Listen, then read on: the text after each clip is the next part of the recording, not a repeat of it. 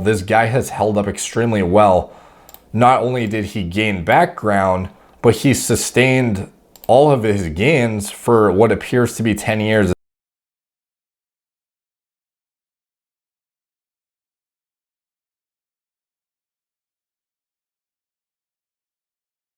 What's up guys, Derek, moreplates.com. Today we're going to be talking about a pretty interesting before and after I get sent, DMs, emails all the time saying, Derek, cover this, look at this, transformation, look at this guy's results, look at this, look at that.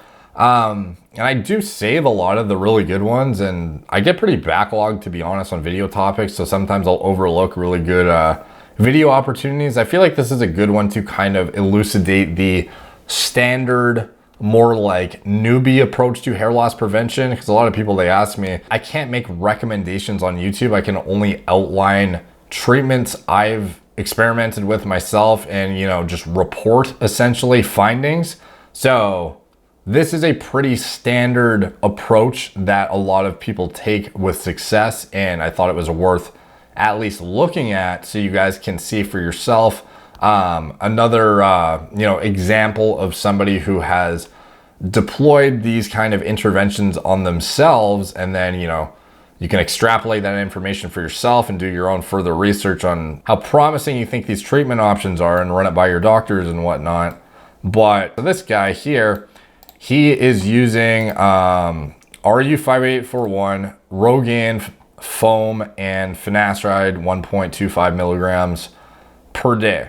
And he's 33 years old now, and he's been doing this for 10 years apparently. And I was looking at his before pictures, and it doesn't look like his hair loss was terrible necessarily. Like, he still has a pretty good head of hair here.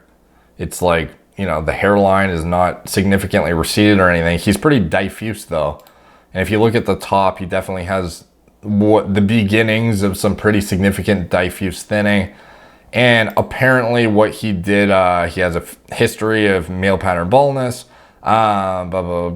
He has been on a hair loss prevention regimen for 10 years now. Like I said, so 1.25 milligrams finasteride per day, Rogaine foam, and 110 milligrams of RU58841 per day. And he says, let's see, you'll shed hair through the year, stick with it, it gets better.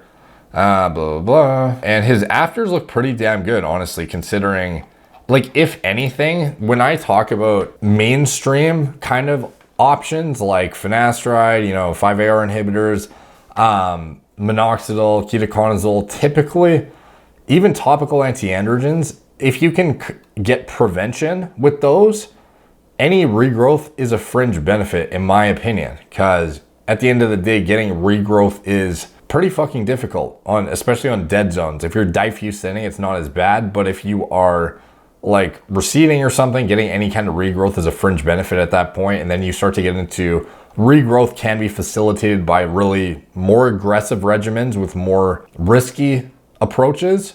But in general, for like a standard protocol, this guy has held up extremely well.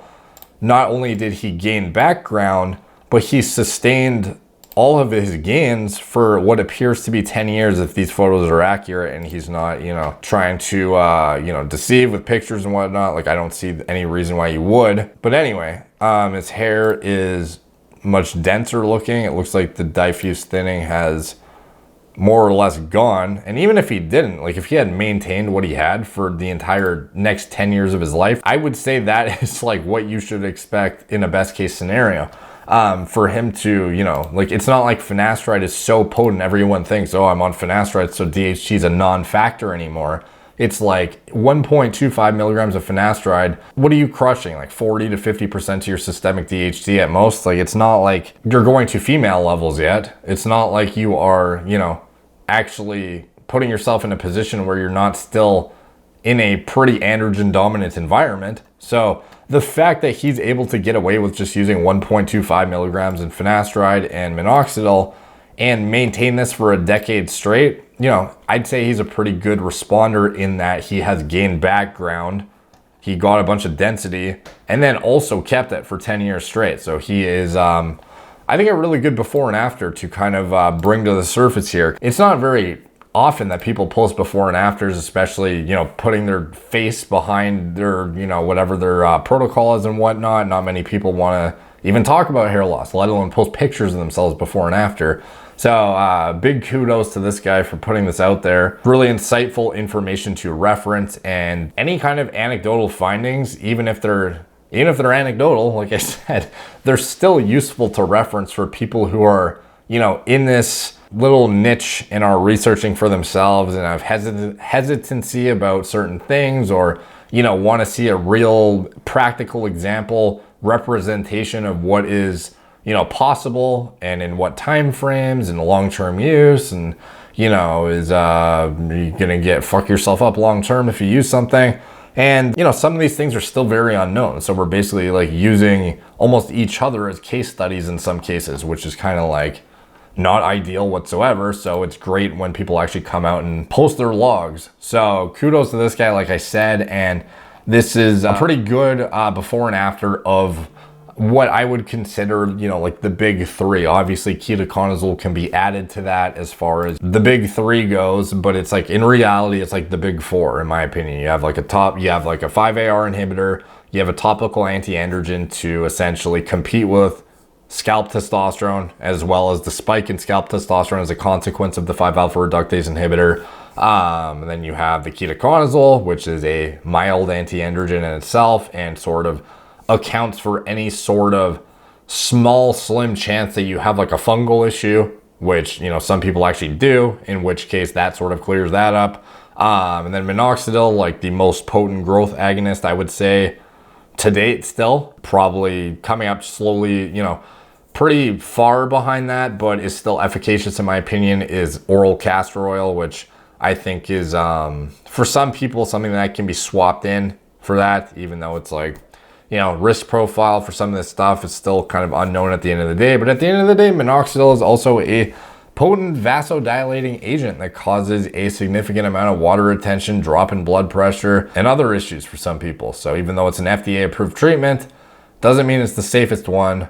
And I'm getting off track here, but anyway, minoxidil is like the go-to growth agonist that is tried and true, that is pretty much guaranteed to give you the most regrowth results, in my opinion. And the only thing that's sort of like a no-brainer to add as far as like a big three protocol that, you know, most clinical studies would back up is adding in microneedling on top of that to kind of get a 1 + 1 = 3 effect with the minoxidil. So I'm not sure if he was microneedling too. It doesn't look like it was disclosed, but either way, for like a mainstream, you know, like newbie friendly sort of like common approach, I guess, this is like a very, very impressive result. And it's good to see some actual like high quality before and afters from a long time frame too, not just somebody who got like, you know, a bit of regrowth and then posted one picture and then, you know, fell off the map for the rest of their life. Looks like he came back after 10 years and posted this stuff. So good on him, and you know, take from that what you will. Thank you guys for watching. Please like, subscribe.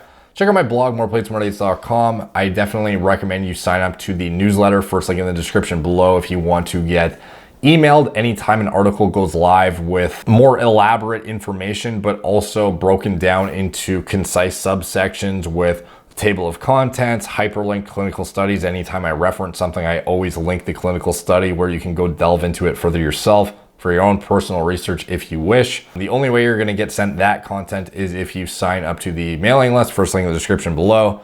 And a lot of incentive to do that, because you won't get those emails with those articles otherwise. So follow me on Instagram at moreplates_moredates, Facebook, Snapchat, BitChute, Twitter, TikTok, Apple Podcasts, wherever I am. Thank you guys for watching. Talk to you soon.